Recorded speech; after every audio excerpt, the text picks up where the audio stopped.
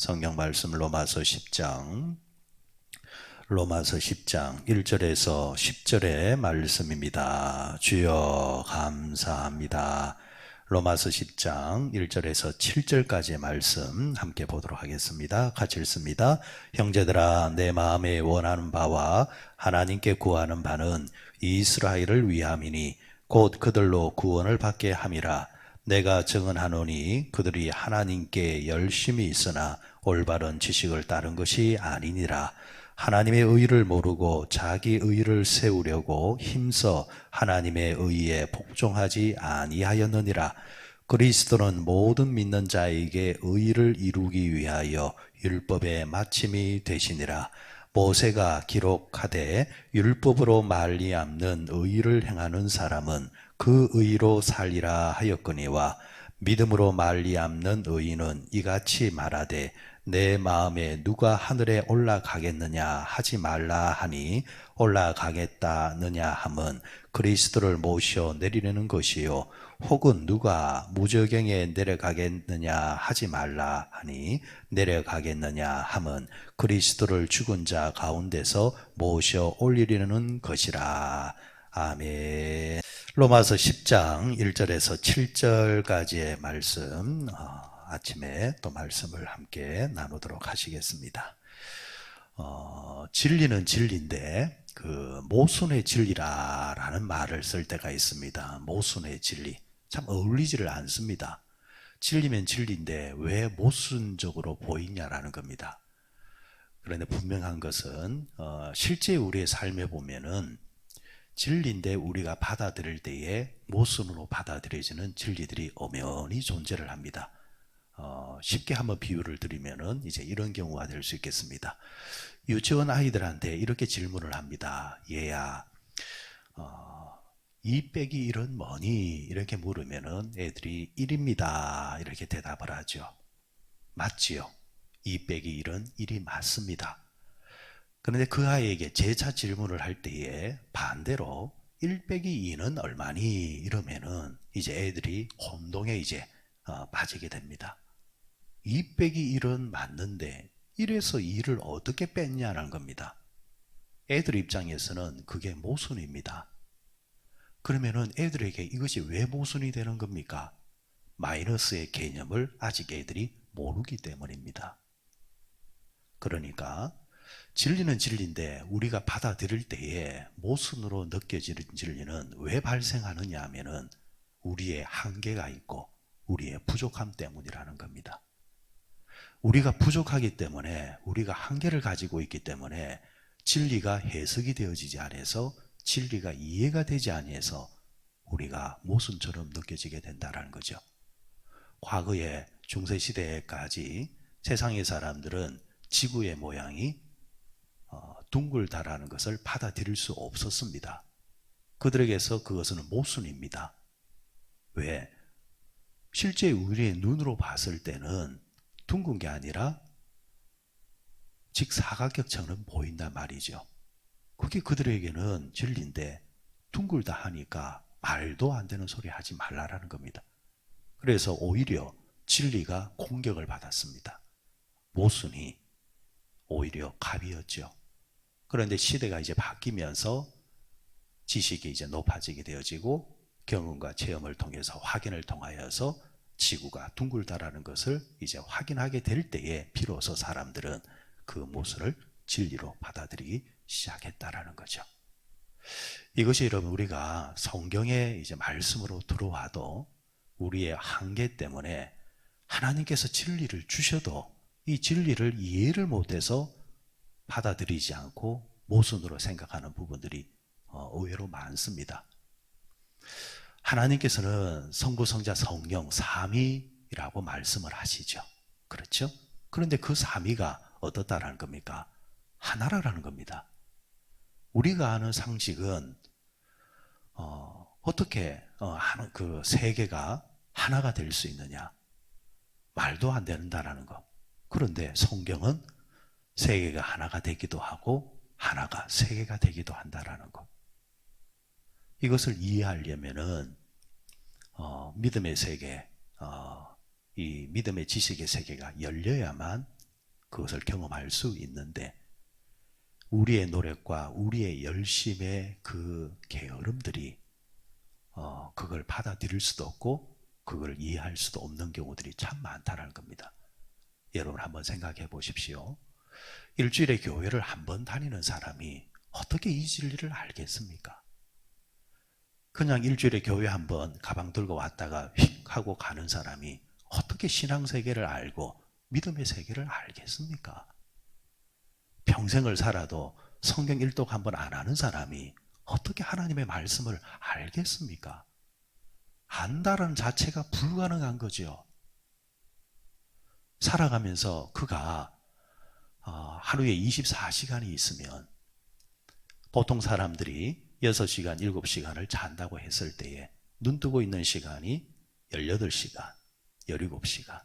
그러면 식사하는 시간, 사람 만나는 시간, 활동하는 시간 다 빼고 이러면은 그 시간 속에서 하나님을 찾거나 기도하는 시간을 단 10분, 20분도 하지 않는 사람이 그가 어떻게 하나님을 안다 할 수 있고 기도를 해봤다라고 어떻게 말할 수 있겠습니까? 이거는 불가능한 겁니다. 그런데 이 불가능한 것을 스스로 하나님을 아는 척을 한단 말이죠. 아는 척을 하니까 그 사람에게는 진리에 대한 한계 분명히 가지고 있는 겁니다. 그런데 본인은 오랫동안 교회를 다녔다라는 거기에 빠져서 하나님을 아는 것처럼 하다 보니까 진리는 진리인데 모순으로 받아들이는 경우들이 너무 많다라는 거죠. 그래서 이 신학에서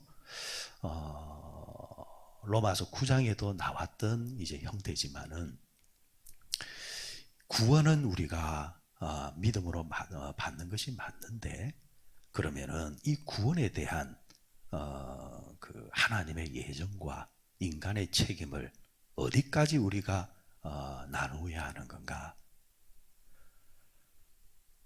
이 부분에 있어서 신학적인 논쟁 때문에 장로교에서는 하나님의 예정에 대한 부분을 강하게 이야기를 합니다. 하나님께서 다 예정하셨다. 그런데 이 부분에 있어서 감리교에서는 하나님께서 예정하셨지만은 인간의 노력이 필수적이다. 이것을 다른 말로 인간의 책임을 이야기를 합니다. 그러면은 이 인간의 책임과 하나님의 예정, 전적인 은혜를 어디까지 우리가 나누어야 될까? 어디까지 비율로 생각을 해야 될까? 할 때에 저는 이렇게 이제 생각을 해봅니다. 자, 두 가지 다 맞는 거예요. 에이, 어떻게 두 가지 다 맞을 수 있느냐? 한번 생각해 보세요. 자, 한 집이 있습니다.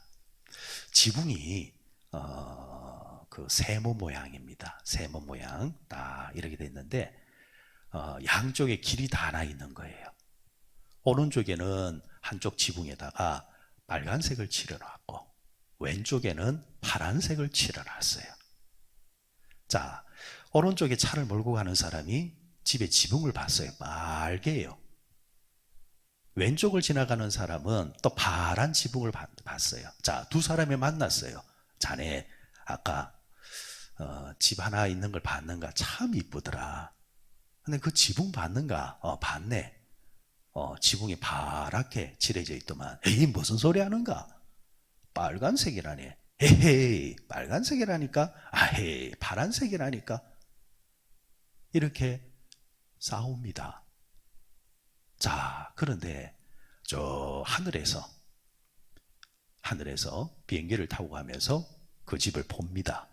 무슨 색입니까? 무슨 색이에요? 파란색입니까? 빨간색입니까? 두 가지 다지요. 그러니까 내가 보는 만큼만 이해를 한다는 거죠, 사람은. 내가 보는 만큼. 그런데 그 차원의 자리에 있는 사람들은 두 가지 다 보이는 거예요. 그래서 이것도 맞고 저것도 맞고. 그랬을 때에 이 구원의 부분에 있어서 이 예정의 이 영역을 우리가 들어갈 때에 그러면은 하나님의 영역과 인간의 책임을 생각해 보면은 그렇습니다. 구원은 믿음으로 구원을 받는 것이 맞습니다. 그러면 구원받은 자로서의 책임이 따르는데 그 책임이 뭐냐? 구원받았다고 한다면 그 구원받은 자로서의 행위적인 책임이 반드시 따라와야 그가 받은 구원이 증명이 된다라는 겁니다. 증명되지 아니하는 믿음이 있을 수 없다라는 거죠. 사람이 건강하면은 그 얼굴에 얼로 표현이 되어지게 되어 있습니다. 사람이 건강하면 걸어가는 모습이 벌써 다릅니다. 그러면 병든 사람은 걸어가는 게 달라요. 증명되어진다라는 겁니다. 이제 그런 면에서 이 사도 바울은 오늘 이 10장에 와서 구원받은 사람이 책임을 가져야 했는데, 책임이 있는데 그 책임이 뭐냐라는 겁니다.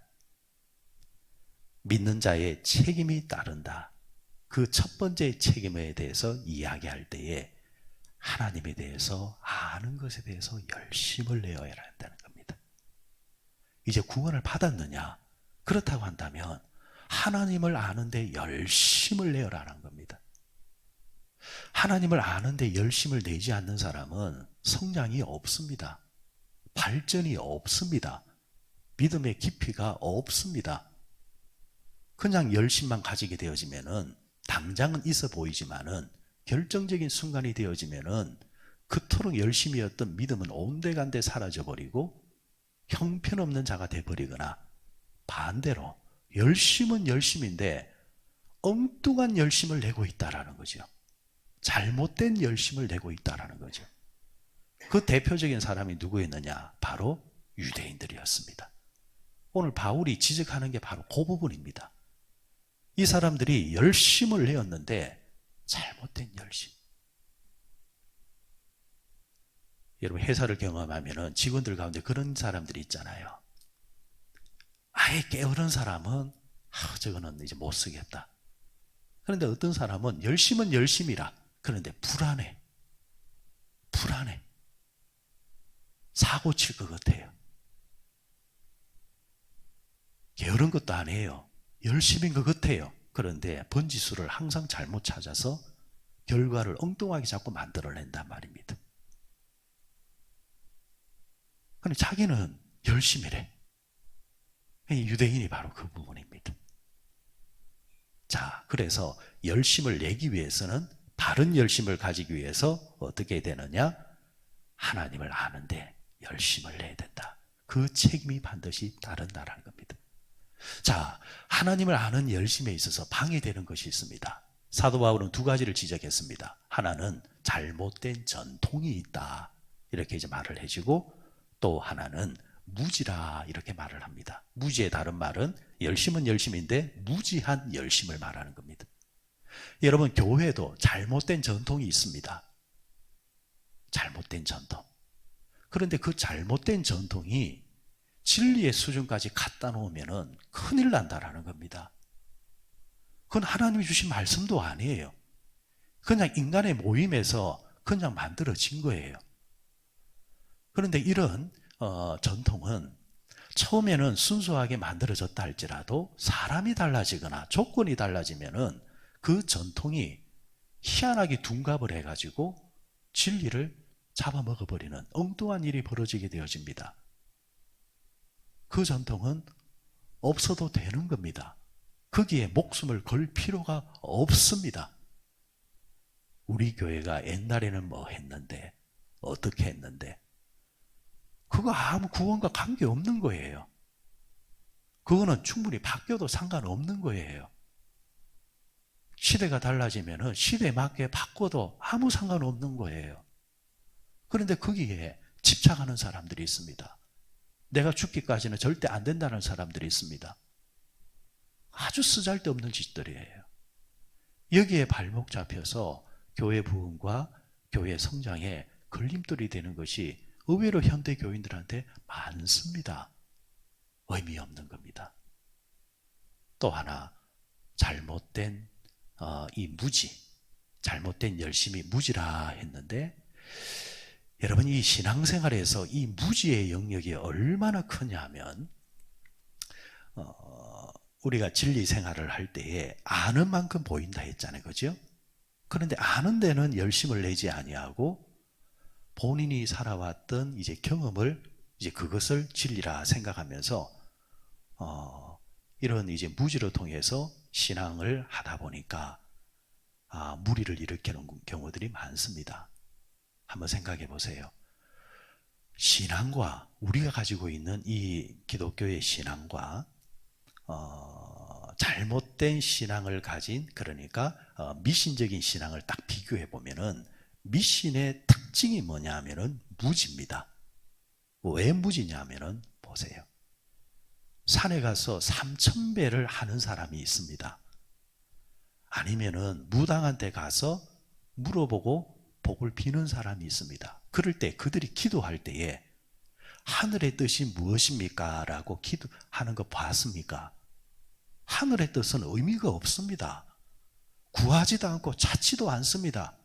오로지 뭘 구하는 겁니까? 내 소원을 구하는 겁니다. 그래서 저급한 이 종교의 특징이 뭐냐 하면은 신은 있는데 그 신의 뜻을 구하는 것이 아니라 그 신을 세워놓고 자기 소원만 이루려고 하는 것이 저급신앙의 특징입니다. 하지만 참신앙은 뭐냐 합니까? 시작은 내 소원으로 시작했다 할지라도 과정을 통해서 기도의 결론은 뭐냐니까 나의 원대로 마시고 아버지의 뜻대로 하옵소서, 하늘의 뜻을 구하는 겁니다. 하나님을 아는 것이 왜 중요하냐면은 결국에는 하나님의 뜻을 이루기 위함이거든요. 하나님의 뜻을 모르니까, 무지하니까 자기 것만 외치는 겁니다. 교회 안에서 열심히 있는 분들이 있습니다. 그런데 그 열심이 하나님의 뜻과는 전혀 상관없이 자기 열심만을 자꾸 내세우니까 문제가 발생하는 겁니다. 하나님과 상관없는 열심을 내다 보면은 그 사람이 바깥 생활에서 경험하는 환경이 있거든요. 결국에는 그 데이터가 거기서 다 나오는 겁니다. 그걸 가지고 와서 신앙생활은 이렇게 해야 된다, 교회 생활은 이렇게 해야 된다, 엉뚱한 소리를 하고 있단 말이에요. 오히려 하나님을 가르치려고 합니다. 여러분, 우리가 기도할 때 한번 들어보세요. 어떤 분들은 기도를 시작하자마자 하나님을 가리킵니다. 얼마나 어처구니 없는지 모릅니다. 그러나 하나님을 알면 알수록 사람은 겸손해질 수밖에 없습니다. 그래서 이 오늘 유대인들이 열심은 열심이었는데 자기 열심으로 말씀을 덮어버리고 진리를 덮어버리고 그 열심이 오히려 뭐가 되었습니까? 예수를 죽이는 열심이 되어버렸잖아요. 사도 바울이 예수님을 죽였잖아요. 그런데 훗날 그가 그것을 깨닫고 뭐라고 했습니까? 내가 알고 있는 모든 지식은 배설물로 여기노라. 아무 쓰잘데없더라는 겁니다. 뭘 알아야 되느냐? 진리를 알아야 된다. 그 진리가 뭐냐? 복음이요. 복음이 뭐냐? 예수님이시다라는 것. 예수님을 바로 알자라는 겁니다.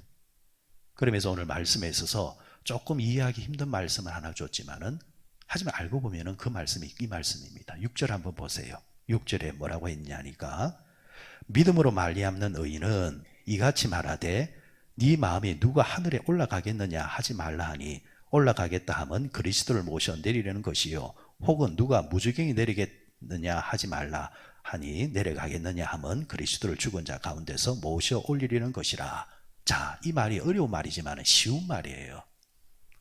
무슨 말이냐면은 사람이 예수님을 하늘에서 데리고 오겠느냐, 하나님을 데려오겠느냐, 지옥에서 데려오겠느냐. 사람이 오라고 해서 오는 것도 아니고 사람이 어찌한다고 해서 움직이는 그 분들이 아니라는 겁니다. 그런데 이 유대인들이 자기들의 율법을 딱 만들어 놓고 하나님을 요랬다 저랬다 지 마음대로 이렇게 한단 말이죠. 말도 안 되는 소리 하지 말라는 겁니다. 사람이 그런다고 해서 오시고 안 오시고 하는 분들이 아니라는 겁니다. 진리가 뭡니까? 우리와 상관없이 그분이 와주셨습니다. 그분이 데려오셨잖아요. 좀 제대로 알아라는 겁니다. 제대로 알아라는 거예요. 그러니까 우리의 무지와 우리의 그 한계성이 전부인 양 착각하지 말라는 겁니다. 말씀의 결론입니다. 그러면 우리는 이 진리 앞에 어떻게 되느냐? 먼저는 겸손하셔야 되고, 두 번째는 겸손한 가운데서 하나님의 말씀을 알려고 노력해야 된다는 것. 그냥 성경책 가방 들고 쫓아다니는 그것만 중요한 것이 아니라 하나님의 말씀을 들을 때 제대로 듣고 그 말씀 앞에 겸손하게, 내가 세상적인 지식과 경험이 있다고 해서 그걸 가지고 말씀을 갖다 붙이면서 선택적 그런 신앙을 하려고 하지 말고, 하나님의 말씀은 나의 지식과 나의 한계를 넘어서는 진리인지라 그 말씀을 순종함으로 받고 그 말씀대로 열심히 살려고 하다 보면, 이 말씀이 맞구나, 이 말씀이 옳구나, 그럴 수밖에 없다라는 겁니다. 오늘 우리 안에도 이 진리가 여러분 날마다 발전하시고, 하나님을 아는 만큼 복음 다 했으니까 알려고 노력하는 자들 되시고, 기도도 열심히 하시고 말씀도 열심히 들으시고, 그리고 말씀에서 또 말씀하시는 것에 대해서 늘 순종하며 나아갈 수 있는 우리 모두 되시기를 바랍니다.